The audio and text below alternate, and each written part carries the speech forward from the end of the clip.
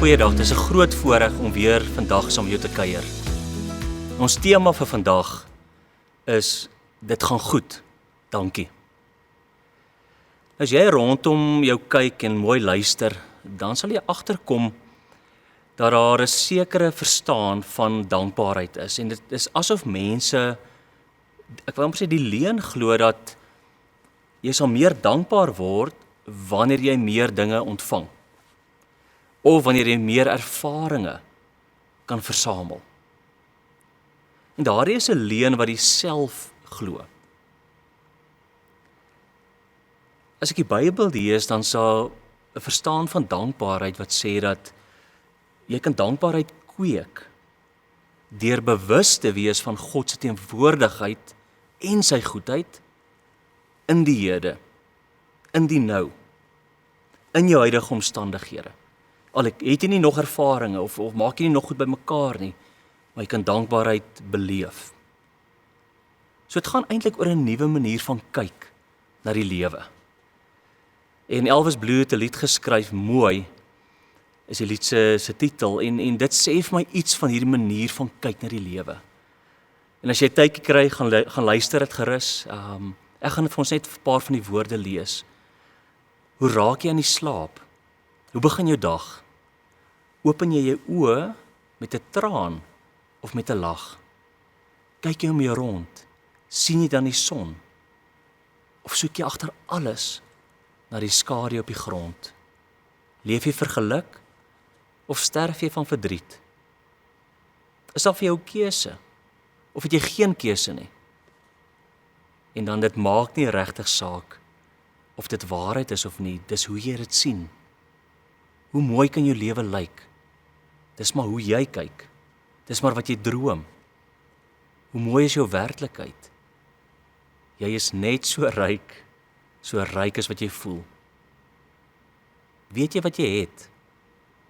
Is die sirkel rond? Sien jy wat daar staan? Of bly jy oë op die grond? Kry jy wat jy wil? Of meer as wat jy vra? Is jy tevrede met die minste, of is die meeste nooit genoeg? Raak jy verwonder deur die sneeu, deur die druis van die wind? Geniet jy nog die voëls en die glimlag van 'n kind? Bewerk jy jou geluk, want binne in jouself is die eindig en begin. So as ons dan op 'n ander manier ook na dankbaarheid kyk, dan help dit om 'n paar dinge in dankbaarheid raak te sien. Die eerste ding is, as jy na dankbaarheid kyk en jy sien dat dit iets van benefit deurgee. Daar's 'n voordeel.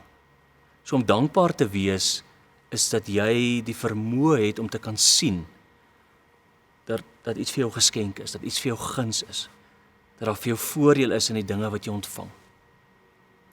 Psalm 103 sê dit so mooi, Hy vul jou lewe met goeie dinge, vernuwe jou jeug soos 'n arendsin. So die eerste ding van dankbaarheid, jy moet kan sien, hier's guns, jy moet kan sien, hier's 'n geskenk. Dis maar hoe jy kyk. Dan die tweede ding van dankbaarheid, daar's 'n benefactor. So daar's 'n gewer, daar's iemand wat gee. So jy moet die vermoë hê om te kan ontvang van iemand wat dit vir jou gee.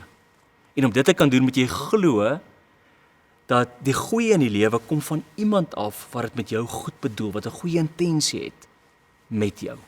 Dis nie net jou eie toedoen nie. Dis nie net jou eie harde werk nie. Dis nie net jou eie vaardighede nie. Iemand gee ook vir jou iets. En dis hoekom Jakobus 1 so mooi hier pas, 1 vers 16 tot 17, moet dis nie mislei word nie, my geliefde broers en susters. Van bo af kom net goeie, ja, volmaakte gawes. Hulle kom van die Vader, wat die hemelligte geskep het. Anders as die hemelligte staan hy onbeweeglik vas. Selfs sy skare weer verskuif nie, soos hulle sin nie. En dan die derde ding, as jy kyk na dankbaarheid, is daar 'n beneficiary. Daar's 'n begunstigde. Ek hou ook selfs daarvan die woord gebruik, daar's 'n begaafde, iemand wat daai gawe ontvang het. So ek wonder ek het gewonder hoe sal ek doen met 'n dankbaarheidstoets? As hulle nou my stoets, hoe sterk is ek in dankbaarheid? Wat sal deurkom? Hoe sal ek daai toets slaag? En dit my laat dink aan 'n keer wat ek onbeskryflik dankbaar was. En dit was voordat ek getrou het ek my pa op die bed gesit en praat en baie bekommerd oor hoe gaan 'n mens alles betaal en hoe lyk die getroude lewe? En my pa het my gesê hy wil graag vir my 'n geskenk gee.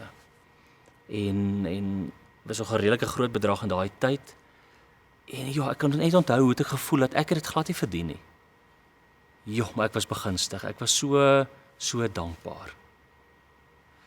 En met hierdie dankbaarheid kweek dit 'n houding van nederigheid. Want jy besef, ek kan 'n klomp goed doen, maar seker goed wat ek net kan ontvang. En ek is begunstigde. Die ander kant is dat jy geregtig voel en dat jy eie geregtig voel. En die Engelse praat jy is entitled. En hoe meer entitled jy is, hoe minder sal jy dankbaar wees. Want dan sal jy meer en meer kry, maar jy voel minder en minder dankbaar. Daar was onlangs 'n dokumentêr wat ek gekyk het en 'n voorbeeld vir my van iemand wat nederig is, wat as 'n begunstigde leef, is Riley Norton, 'n groot rugbyspeler, cricketspeler, en het 'n onderhoud met hom gedoen. En as jy daai onderhoud gaan na luister, dan kan jy sien hier's 'n groot stuk nederigheid. Iemand wat leef soos 'n begunstigde. En dan laastens, daar's ook weer 'n lied van Elvis Blue, meer is genoeg. So as jy kan leef met 'n wete en met 'n houding van ja, ek het meer is genoeg. Want ek hoef nie alles te bewerk nie. Iemand gee vir my, ek sien alles as 'n geskenk en ek leef met 'n houding van ek is 'n begunstigde. So ek wil jou uitnooi in hierdie week, wanneer iemand vir jou vra hoe gaan dit, dan die maklik is om te sê nee, goed dankie. Ek wil jou uitnooi om daai goed dankie want dit gaan goed met my dankie want ek sien die lewe as 'n geskenk.